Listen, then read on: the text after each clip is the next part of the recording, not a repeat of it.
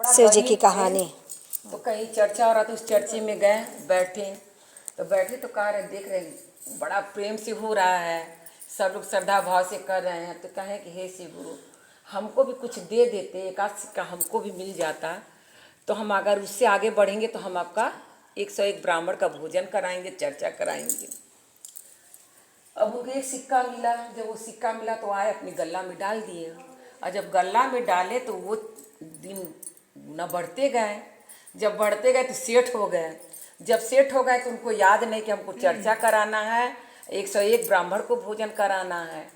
उनको याद नहीं था। बोले जी कह रहे हैं इसका तो हम बढ़ा दिए, सब कुछ दे दिए, लेकिन 101 ब्राह्मण का भोजन करा रहा है, आना मेरी चर्चा करा रहा है।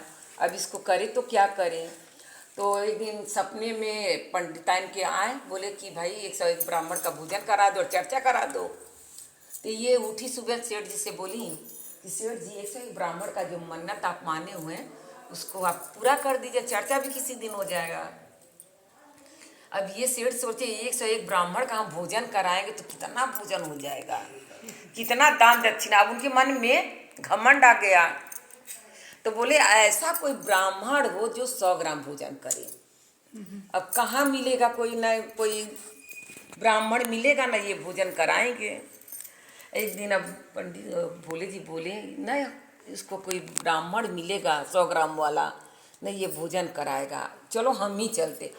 ये अब दुबले पतले ब्राह्मण का वेश रख करके डंडा लेके इनकी दुकान के आमने सामने टहलने लगे। अब सेठ जी की नज़र पड़ी, कहा अरे यही ये 100 ग्राम भोजन करेगा, इसी को हम बुलाते हैं।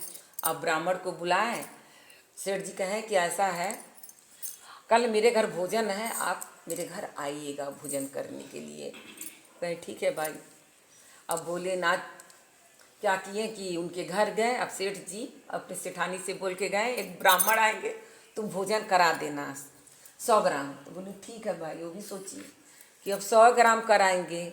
अब भोले जी जब आए तब उनके दरवाजे पे पहुँचे तो बोले भाई पंडित सेठ जी हमको भेजें भोजन के लिए। कहले आइए आइए गुरु जी। उनको बुलाई तो अब बुलाई तो उनको पैर धुलने लगी। जब पैर धुलने लगी तो भोले जी बोल रहे हैं, अगर मेरा जजमान रहता, हम पैर धुल रहे, हम पैर मेरा धुलता तो 5001 रुपया हमारा पैर धुलाई देता। अब ये कहीं हो सकता है सेठ जी कहें वो अभी 5051 रुपया दे दी।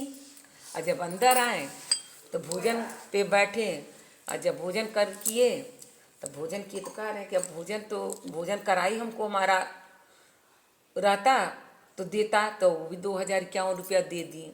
खा लिए, भोजन कराई भी ले लिए, पर धुलाई भी ले लिया। अब विदाई का समय हुआ, और जब विदाई का समय हुआ तो कह रहे अब ये गमछा उमछा दे करके विदा किए। कह अगर मेरा रहता सेठ जजमान तो हमारी विदाई वो करता बढ़िया से, 1051 रुपये वो भी दे दी। अब विदा उदा करके करें कि गुरु जी आप खुश हैं। बड़ा भोले जी बोले हाँ खुश हैं। कहे ठीक है, अब ये चल दिए। अब जब शाम को सेठ जी आए तो बोले सेठाई ब्राह्मण आए तब भोजन कराई। तो कह रहे हाँ भोजन का, अब जो जो किए थी वो सब बताई। तो कह रहे हैं कि हम 100 ग्राम के लिए तुम तो पूरा लुटा दिए, अब तो हम चलते ही हैं उसके पास है, ये डंडा लिए और दौड़े पंडित के वहाँ। तो अब भोलेनाथ जी पार्वती जी बैठे थे तो कह रहे हैं कि देखो आ रहा है वो सेठ जी आएगा डंडा लेकर के, तुम लगना चिल्लाने, कहना कि तुम्हारे घर मेरे पेट में दर्द हो, मतलब तुम्हारे घर ये गए हैं क्या भोजन कराएं कि इनके पेट में दर्द हो रहा है, और हम सारे गांव को बुला करके अभी हल्ला मचाएंगे, तुम यही शब्द कहना।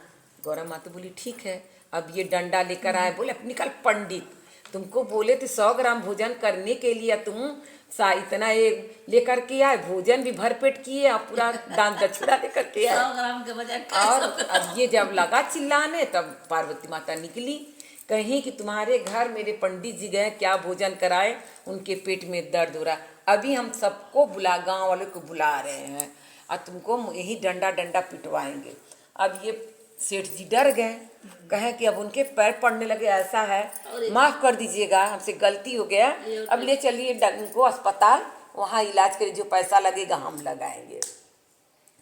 तब वही भगवान कहें कि जो तुम्हारी जो चादर थी तुमने मांगा हम दे दिए, चादर तुम्हारी लंबी हो गई फिर भी तुम्हारे अंदर लालच, 101 ब्राह्मण का भोजन कराने के लिए बोले तो नहीं कराए, 100 ग्राम कराए, वो भी तुम अपना लगा रहे बुद्धि। तो इसी से कहते जितना पैर हो उतना चादर फैलाना चाहिए, जब तुम गरीब उतना ही मानते। बोलिए हर हर महादेव देव की जय।